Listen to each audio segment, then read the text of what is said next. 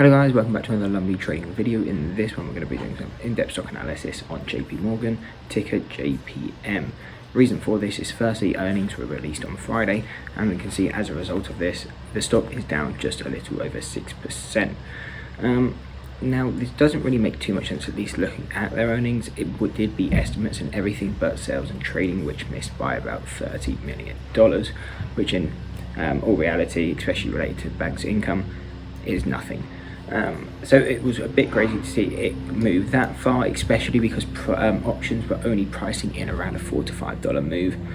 So it did move about double the amount that the market were expecting. But either way, it has now come into a low risk buy area because of this, and we can see from $58, we had both a low risk buy entry being the first deviation on both the 4-hour and the daily around the exact same location. So this has now made JP a low risk buy. If you were looking to get long, that is a level that would have been justified. Then going lower, 152, 150 dead on, 147, and at a very low 141. All these levels are considered low risk areas to be buying, and then depending on how you use it, whether for long or short term trades / investments, then you'll be looking to use these levels differently. Obviously, if you're investing, you can buy in at any of these levels, and they're probably good areas to be dollar cost averaging. If you're looking at trading, then we expect bounces off these levels or just strong movements in general. Sometimes it may break these levels, but you will tend to see it kind of flush down if it does. So either way, you like to use these levels for trading because they tend to have big movements around these levels.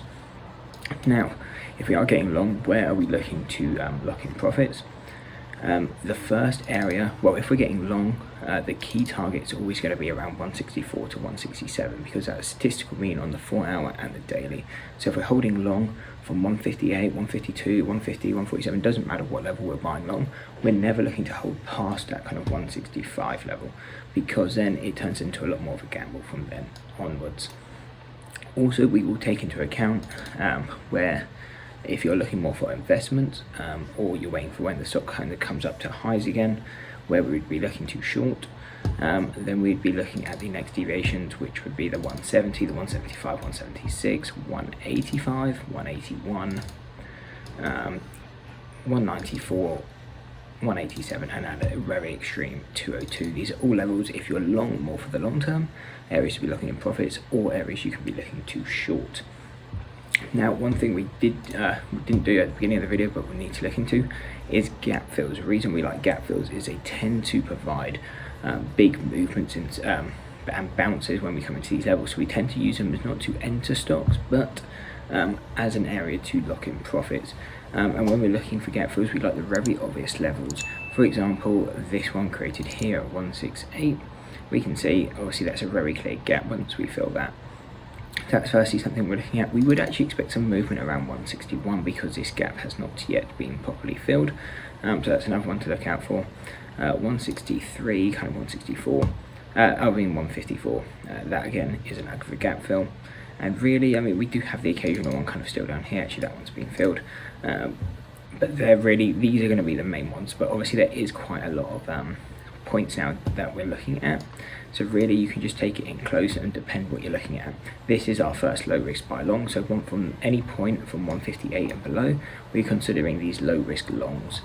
161 or the one, this is a gap fill, so again we can use that as an area to lock in profits or move stops if that's what you like.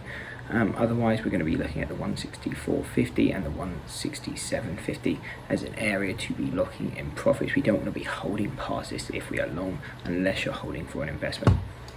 Now, upwards from here, the 170, 175, 176, 181, 185, 187, 193, and I think it was 202.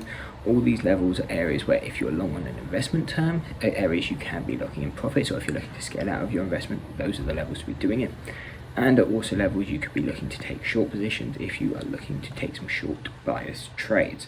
But that's the overall kind of breakdown on JP. Again, the earnings were pretty strong, beat estimates in basically everything apart for sales and trading, which were only missed by about $30 million. So I hope you enjoyed the breakdown on JP. Hope to see you in the next one, and that's it. Peace. I go dumb for that money, dumb for that money. Profit on top of profit, Donald Trump kind of money, okay?